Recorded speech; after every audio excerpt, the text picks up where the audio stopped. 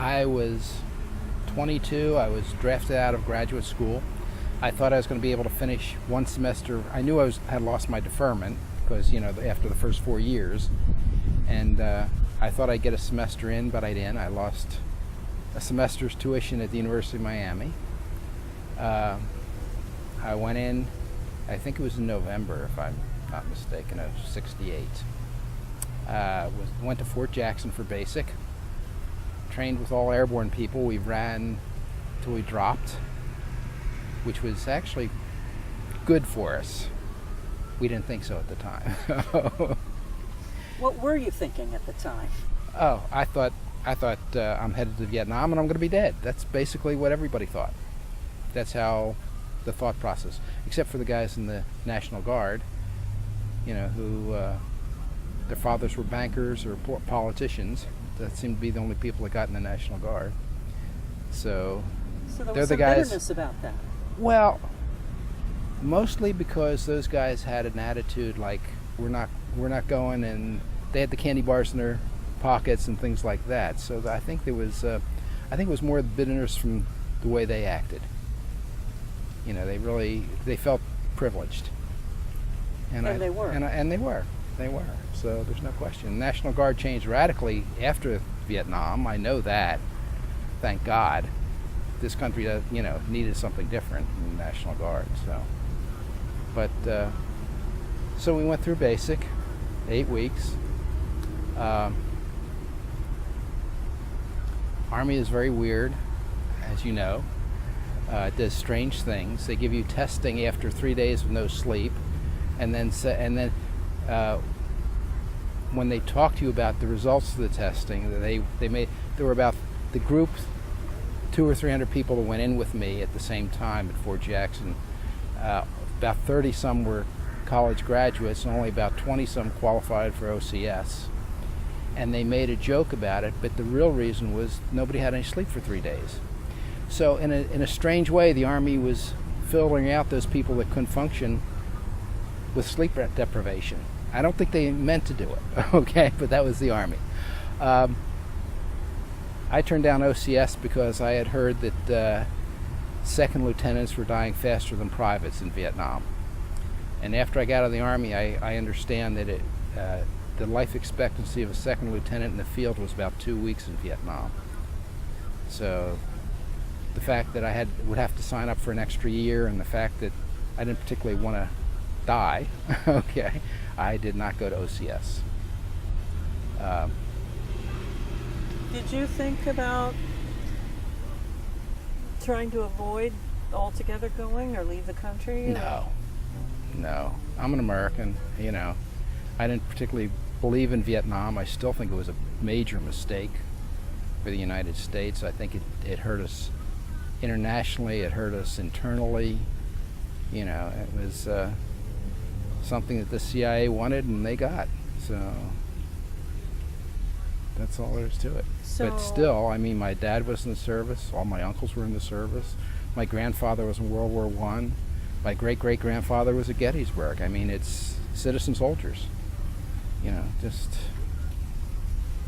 It's your job to go and do it. So where all did you go? Well, I did AIT, that's Advanced Individual Training. It was another 8 weeks at Fort Jackson, still in South Carolina. I trained in anti-tank warfare, which was firing a 106 millimeter recoilless rifle, which looks like an artillery piece that sits on the back of a Jeep. 90 millimeter recoilless, which is like a bazooka, and plastic explosives, TNT, and all that good stuff. So basically, I was trained to kill tanks. You might have to repeat that. No, that's okay. Okay. Game after. So, big guns. Well, 106 millimeter recoilless was the shells were about that long and about that round. And when they fired, the Jeep, it was on the back of a Jeep, and it actually lifted on its suspension. So, and you were sitting on the Jeep when you fired it. It was great. It was fun. It was a guy thing, okay? So how long were you in Vietnam? I never went to Vietnam. You never did? Okay. I trained for Vietnam, jumping out of helicopters, all that stuff. And then my whole training company was sent to Korea because they had a big firefight on the DMZ. A helicopter was shot down and about 20 guys were killed. And what year was this? This was in early '69, right when the guys came back from the what was that ship that they had over there?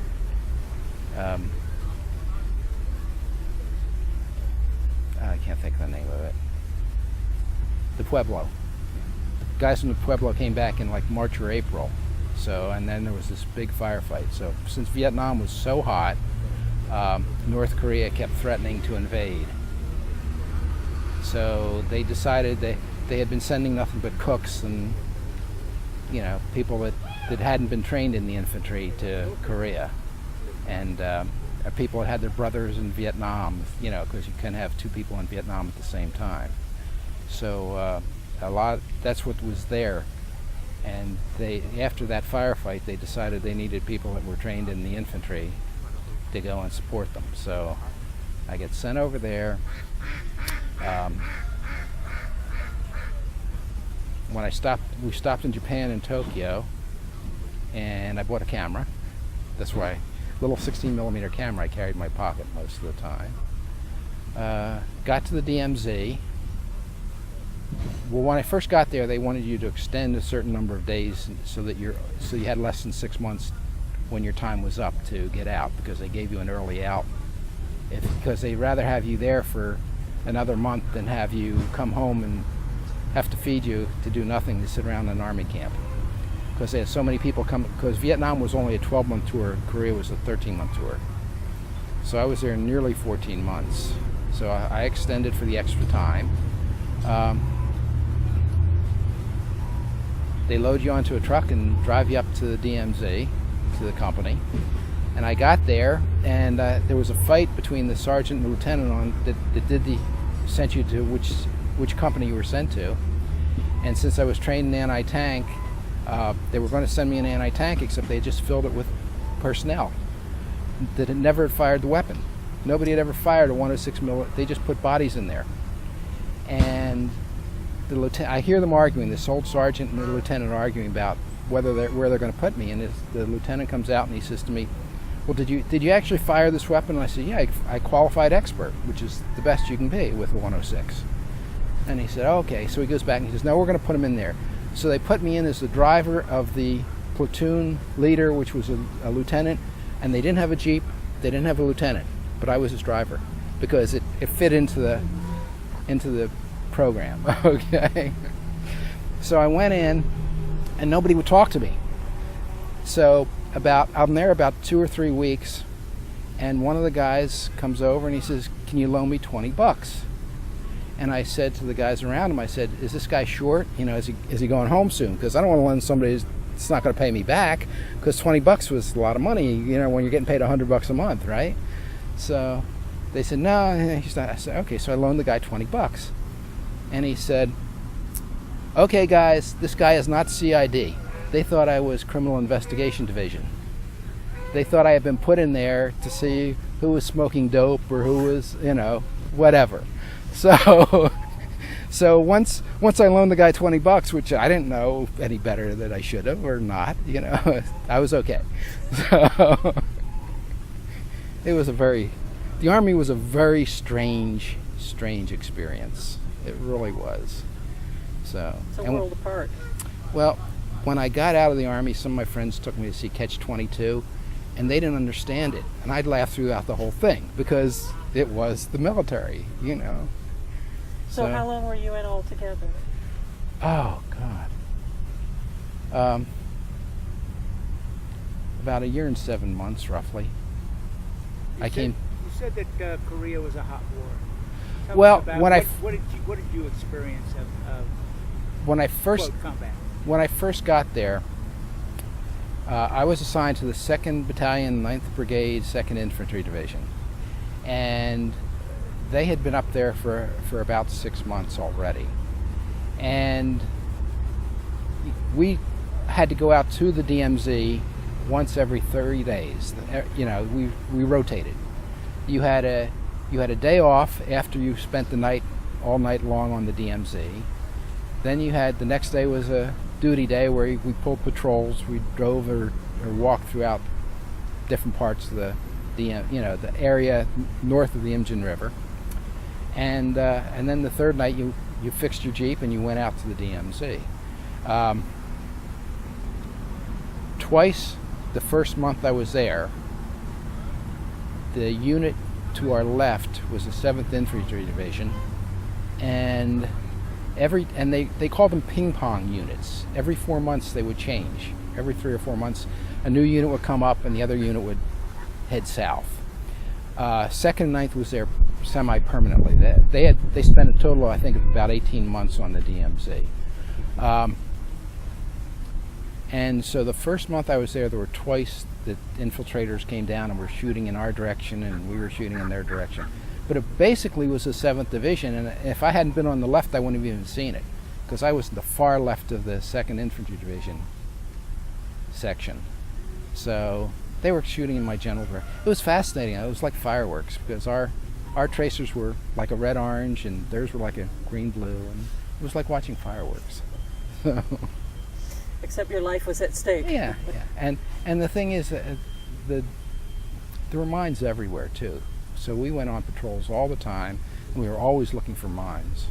And my last couple of months, they sent me to work in a ration breakdown, because the sergeant in particular, like me, thought I was going to be loading trucks. I had this old sergeant that didn't like people with a college education. So he sent me to load trucks. Well, I got there and I talked to the guy that was running it, and he needed somebody to train to order the meals, so I got to do the paperwork for ordering 3,000 meals a day for the 15 mess halls. So I sat in an office for my last 2 months drinking coffee and doing paperwork. So, and one day in the pouring rain, Korea, it would rain and snow and all this stuff. So one day, summertime, towards the end, I'm out on the loading dock because all the trucks had finally gone out, all the food had gone out to all the mess halls, and I'm standing on the loading dock drinking a cup of coffee, and there's this huge explosion right across the road.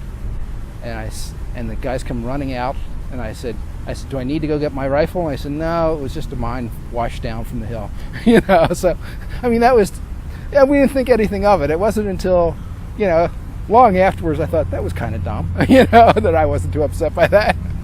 And it blew a big hole in the compound fence, And it just washed down. Just washed down in the rains, yeah. So, and people, occasionally people would blow their feet off on mines, because the mines were still all over that area. That area, we had about 3,000 troops there.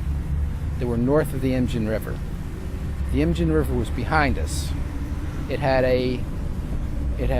2 bridges. We're at one, and the other is Freedom Bridge. You always hear about Freedom Bridge. Okay, but we were at the other one. It was called Libby Bridge, and Libby was named after the first guy that died in the Korean War. And it was we had bridge duty a couple of times where instead of going out to the MZ, we were standing on top of mountains, guarding the bridge. But the bridge was all mined, and if North Korea had come across, we were under orders to blow the bridge behind us and stay where we were. And we knew that we would take 95% casualties, either dead or captured. So every day we knew that. And twice while I was there, they mounted big groups of people, the North Koreans, on the DMZ. We thought they were going to invade twice. So it was more of a psychological, every day there was pressure. You didn't think anything of it, though. You just went out and did your job every day. So. Did you ever visit a MASH camp? I had a hernia repair in a MASH. One day they had me taking apart helicopter landing pads that were built too close to the DMZ, and they had filed a protest. So they sent 3 of us out to take apart these landing pads, and we couldn't even move them. They were so heavy. And then they sent out another dozen guys, and between the 15 of us, we barely got them apart. And turned out I had a hernia. So I had to go in. I spent less than 48 hours in a MASH. I think it was less than 24 hours, actually. Had the hernia repair, and they sent me back to the company. They put me on gate guard for a month. So that was kind of soft duty. So you came back to U of M for I came back to the University of Miami, got my master's degree, went to work for the city of Miami. I worked as an administrative assistant for Paul Andrews and Mel Reese for about 3.5 years. Then I went to law school at Florida State. I studied over at Oxford in England. Florida State has a good program for that. And became a lawyer. Then the risk manager at the time asked me to come back to the city to defend them, so I spent another 4.5 years as an assistant city attorney. For the city of Miami? For the city of Miami. And eventually I was asked to leave because I told the risk manager he was violating state law, and they didn't like that. So I've had a very interesting... So I opened my own practice. Had my own practice for many years, and I'm semi-retired now. I still have a handful of clients. So, and you live in Pinecrest? I live in Pinecrest. I've lived here since 82. Bought the house in 82.